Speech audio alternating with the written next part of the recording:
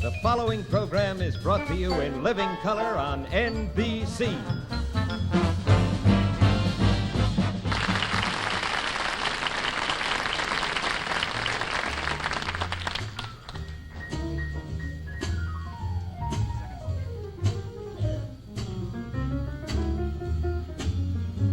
In the early 1950s, the nation recognized in its midst a social movement called Beat Generation. A novel titled On the Road became a bestseller, and its author, Jack Kerouac, became a celebrity, partly because he'd written a powerful and successful book, and partly because he seemed to be the embodiment of this new generation. Jack and I made an album together a few months back in which I played background piano for his poetry reading. And at that time, I made a note to book him on the show because I thought you would enjoy meeting him. So here he is, Jack Kerouac.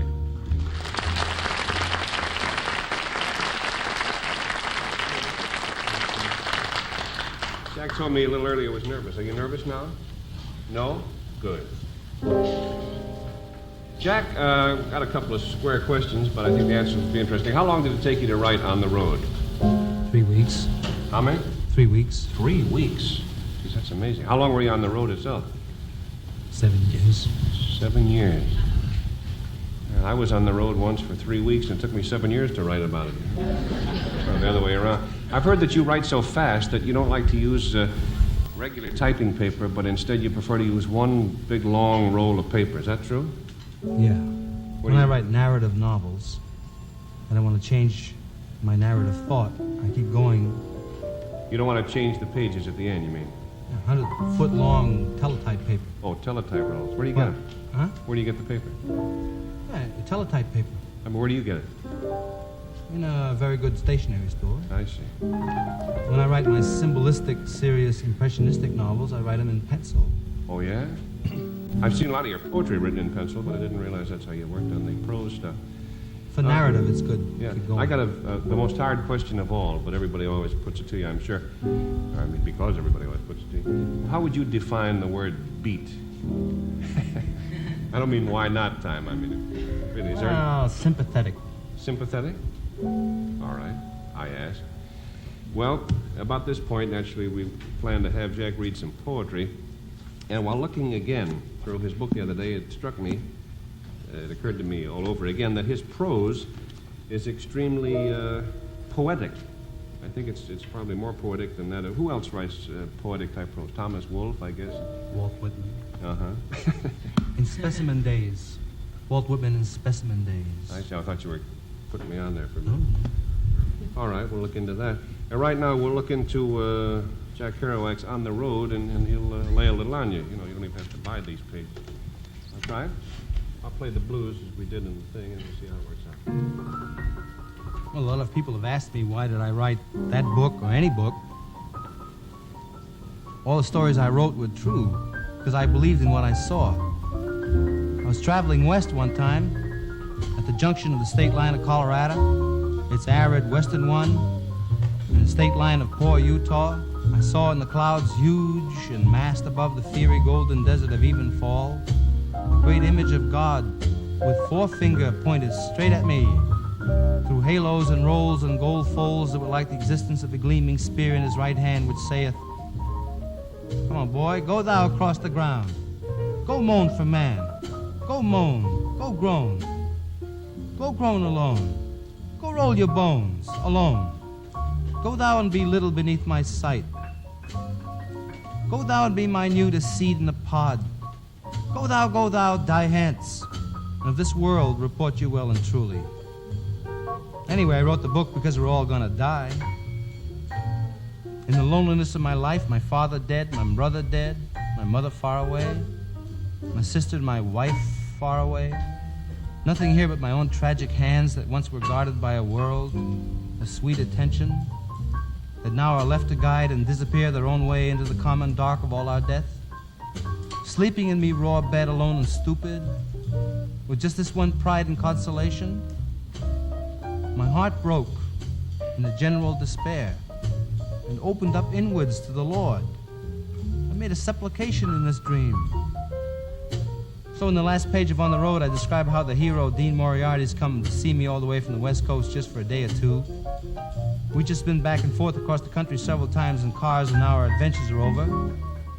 We're still great friends, but we have to go into later phases of our lives. So there he goes, Dean Moriarty, ragged in a moth-eaten overcoat he brought specially for the freezing temperatures of the East. Walking off alone, and last I saw him, he rounded the corner of 7th Avenue, eyes on the street ahead, and bent to it again. Gone. So, in America, when the sun goes down, and I sit on the old broken-down river pier watching the long, long skies over New Jersey, and sense all that raw land that rolls in one unbelievable huge bulge over to the West Coast, and all that road going, and all the people dreaming in the immensity of it.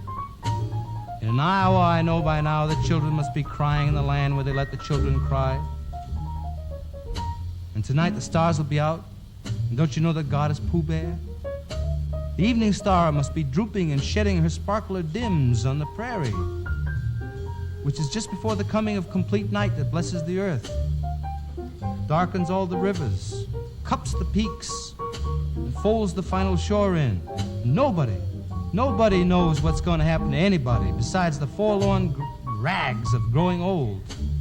Think of Dean Moriarty, I even think of old Dean Moriarty, the father we never found.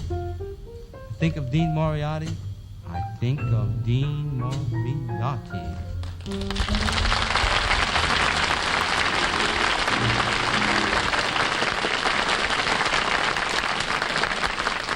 Yeah, wow, Jack. Thank you very much. Jack Kerouac. It's a kick. Right now, I'd like to have a word with the fella I saw out in the street a while ago here. Let's see. Ah, yes, there you are. Just arrived from town, I see, sir. Huh? Oh, no. Oh, my, no. Oh? Well, you just leaving then? Oh, no. I'm just going to put these bags in my car. Oh, you're taking a little motor trip. Well, I planned a motor trip, but I'm not actually going.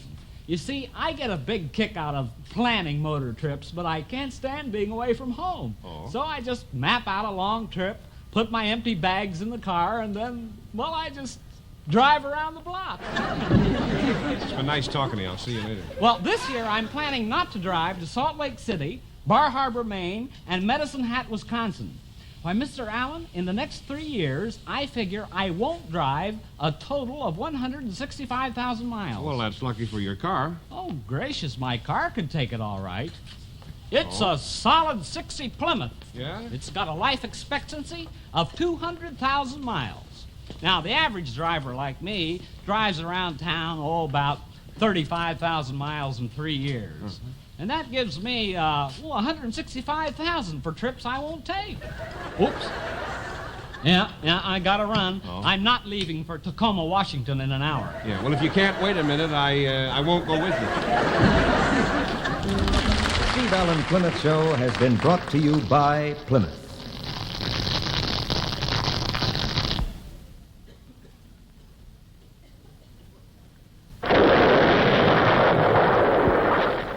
Plymouth, solid 460.